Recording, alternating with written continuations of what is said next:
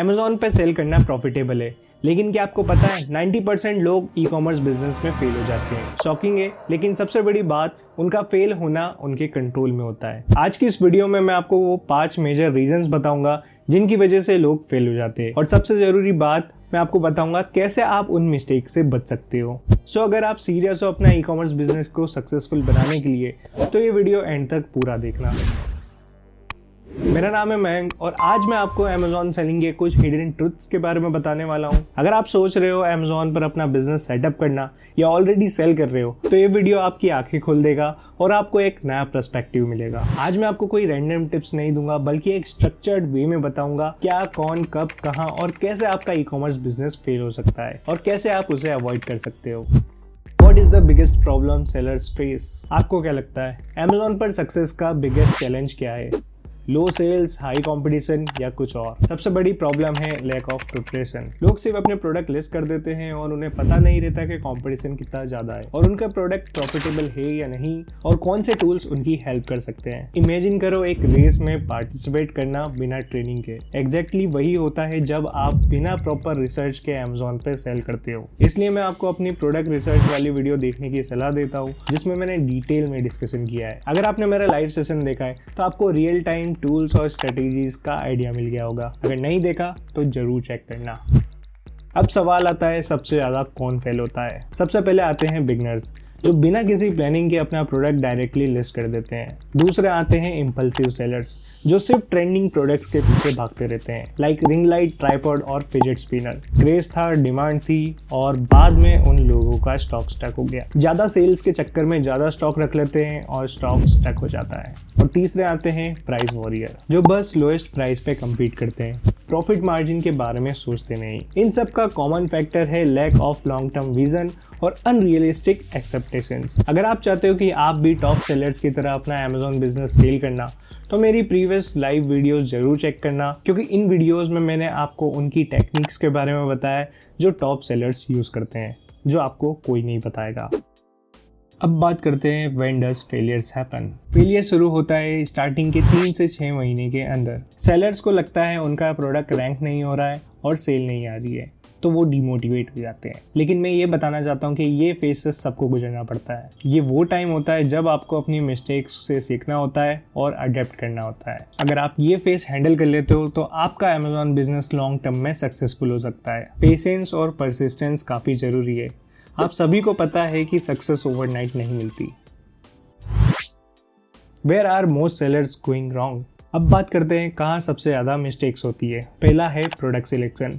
बहुत सारे सेलर्स अपनी मनपसंद के प्रोडक्ट सिलेक्ट कर लेते हैं बिना मार्केट डिमांड को एनालाइज करें। आपको ये समझना होगा कि अगर आपके प्रोडक्ट की डिमांड मार्केट में नहीं है तो आपको सेल्स जनरेट करने में प्रॉब्लम होगी। सेकंड है lack of proper listing. High quality images, detail, title, bullet point और डिस्क्रिप्शन, ये काफ़ी इंपॉर्टेंट होते हैं। अगर आपकी प्रोडक्ट लिस्टिंग अच्छी नहीं है तो कोई भी आपका प्रोडक्ट नहीं देखेगा, जिससे आपकी सेल्स नहीं होगी। थर्ड है ignoring customer feedbacks. Customer reviews और फीडबैक को इग्नोर करना भी एक बड़ी मिस्टेक है। ये आपको बताते हैं कि आपके प्रोडक्ट में क्या इंप्रूवमेंट करने की जरूरत है। फोर्थ है नॉट ऑप्टिमाइजिंग फॉर मोबाइल। अगर आपकी लिस्टिंग मोबाइल फ्रेंडली नहीं है तो आप अपने पोटेंशियल कस्टमर को लूज कर रहे हो। फिफ्थ है मार्केटिंग स्ट्रेटेजी। अगर आप ऑर्गेनिक रीच पर डिपेंड कर रहे हो तो आप अपने कॉम्पिटिटर के कंपैरिजन में काफ़ी पीछे रहोगे। आपको पेड प्रमोशंस, डील्स, कूपन और एडवर्टाइजमेंट का यूज़ करना होगा, जो कि बहुत इंपॉर्टेंट है। और सबसे बड़ा इशू है प्रॉफिट कैलकुलेशन। लोग अमेज़ॉन के हिडन चार्जेस, जीएसटी और शिपिंग कॉस्ट को इग्नोर कर देते हैं। रिजल्ट प्रॉफिट नहीं होता और फ्रस्ट्रेशन बढ़ जाता है। अगर आप अपने टोटल कॉस्ट और प्रॉफिट मार्जिन को एक्यूरेटली कैलकुलेट नहीं करते तो आपको लगता है कि आपका अमेज़ॉन बिजनेस चल रहा है, बट एक्चुअली में आप लॉस में जा रहे होते हो। ये एक बहुत बड़ी मिस्टेक है जो अक्सर नए सेलर्स करते हैं। आपको अपनी सभी कॉस्ट को एक्यूरेटली ट्रैक करना होगा, तभी आप प्रॉफिट का अंदाजा लगा सकते हो और अपनी स्ट्रेटेजीज को ऑप्टिमाइज कर सकते हो। अगर आपको प्रॉफिट मार्जिन कैलकुलेशन में दिक्कत आ रही है तो डिस्क्रिप्शन में मैंने लिंक दी है जिस पर मैंने डिटेल में वीडियो बनाई है, तो वो जरूर चेक करना। Why do most sellers fail? ये तो आपको क्लियर हो गया होगा कि गलत प्लानिंग और एग्जीक्यूशन एक बड़ा रीजन है फेलियर का, लेकिन डीपर रीजन क्या है? बहुत सारे लोग जल्दी सक्सेस एक्सपेक्ट करते हैं, बल्कि ई कॉमर्स या ऑनलाइन सेलिंग एक मैराथन है, ना कि 100 मीटर की रेस। सेकंड है लैक ऑफ लर्निंग। अमेज़ॉन का एल्गोरिथम अब हर 3 से 6 महीने में अपडेट हो रहा है। अगर आप अपडेटेड नहीं हो तो आप दोस्तों से पीछे हो जाओगे। थर्ड है ओवर रिलायंस ऑन लक। बस एक अच्छा प्रोडक्ट मिल जाए और पैसा ही पैसा होगा। ये सोच बिल्कुल गलत है।